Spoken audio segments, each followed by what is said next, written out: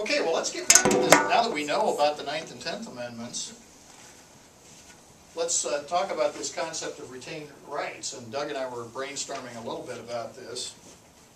Once again, in the spirit of incredible programming, we have the Oregon legislature to thank for this.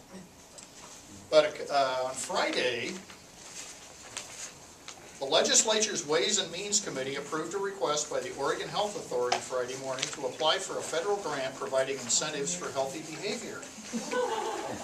The grant would allow the state to provide incentives like food, weight loss, and activity vouchers for recipients of Medicaid. The federal grant, which evolved from last year's health care reform, could total as much as $10 million over 4 years for Oregon.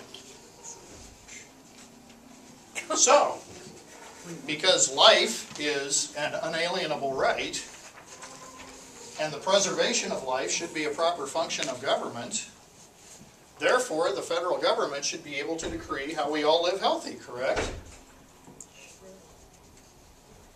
Who's going to argue with me?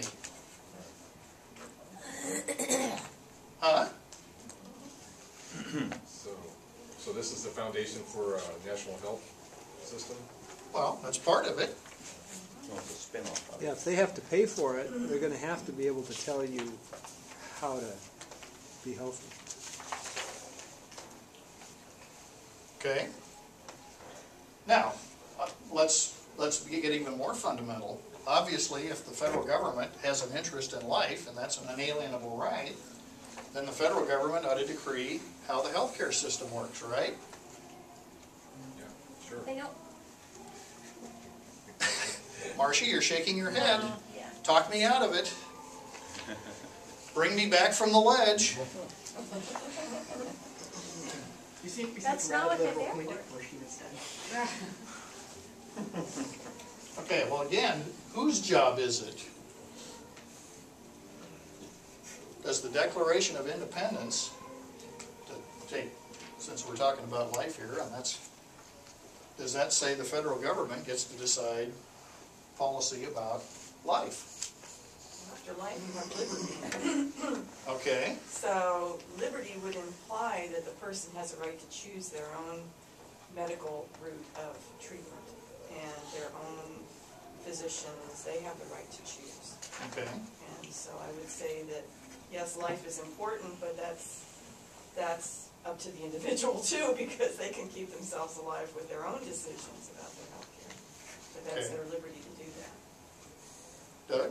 This is an interesting area because, you know, there's some tests we can ask ourselves to see if we really kind of believe what we think we do. So, for example, do we believe that people should have been free in the late 1950s to have chosen thalidomide?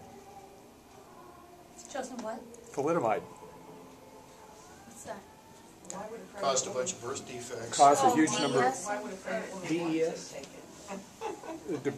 it? It caused a bunch of birth defects, and I Yes, forget what yes, it was yes, given yes. for. It was believed to be a miracle drug, and I forget Right. what it was for. The end result was it resulted in a lot of birth Right. defects. Okay, and so people will use that, for example, as an argument for organizations that the federal government supports, such as the FDA. So the question you have to ask yourself is the FDA, as a government function, in telling us what drugs we can take and not take, is that appropriate? And can the states decide differently if they disagree with the federal government? That's the corollary question. Mm-hmm.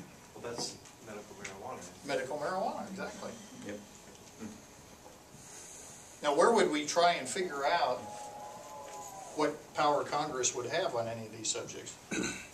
We would look at Article 1 of the Constitution, right? This is among other places. Okay. Now, one of the other things that Doug and I were talking about is the whole concept of equal pay. You know, we have a whole lot of, you know, there's minimum wage requirements, there's child labor laws, there's all sorts of stuff. The whole concept of equal pay, that same person or different people doing the same work ought to be paid the same amount. Anybody disagree with that? Well, first of all, it's the government telling everybody what kind of contract they can enter into, but One of the interesting things that Doug and I were kicking around was in Matthew 20. Remember where the vineyard owner says, okay, I need to hire some people? And at the end of the day, he pays them all the same, even though some of them didn't work as much as the others? And when the guys who were out there all day complained, he says, we had a deal, right? And I complied with the deal. So what difference is it to you whether I paid somebody else different? Stephen? I find this to be the beauty of capitalism. If you have everyone, I'm going to take the tech industry, something I'm extremely interested in, if you have Intel offering to pay every engineer $1 an hour, and AMD offering to pay every engineer 50 cents an hour, then the engineers are going to go to Intel. It's all going to be based on how much you pay. The more you pay, the better the people you're going to get. The more people you're going to get, you're going to be able to pick the better people. Wage will always regulate itself just based on competition. Well, that's a great argument, but Congress and most state legislatures and a bunch of other folks disagree with you. Let's vote them out.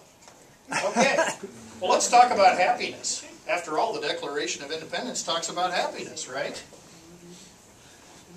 I understand that word has to do with happenstance. That you had the right to take your chances in business and to succeed. It's really about property and opportunity, isn't it? Yeah. Okay, but it says happiness. It does. So doesn't that mean that the government ought to be in the business of making sure everybody's happy? So we'll take the happiness away from the people who are happy and give it to the people who are sad. That's right, which makes everybody happier.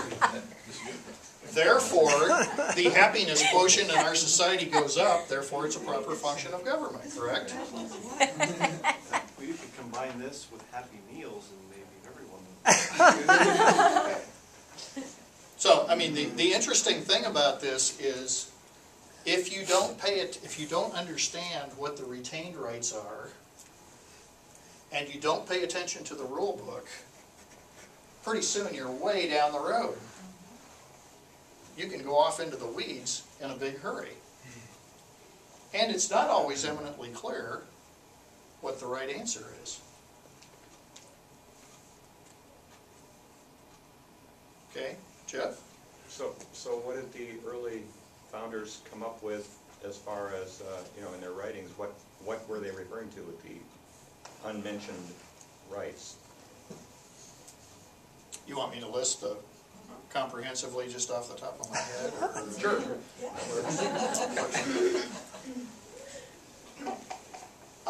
I mean, I don't know the whole answer off the top of my head, but what goes as the Federalist writings tell us, I mean, there's pretty much an understanding that there were certain things that was not the province of the federal government.